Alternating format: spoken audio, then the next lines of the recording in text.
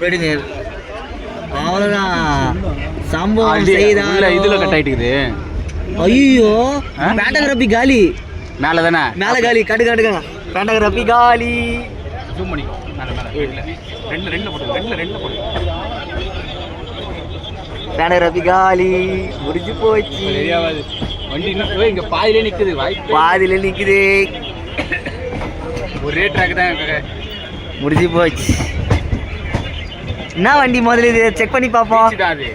இல்லை 630 ஃபாஸ்ட்டாக தெரியலையா? ஃபாஸ்ட் போயிட்டான். அப்பயே ஆடிங்க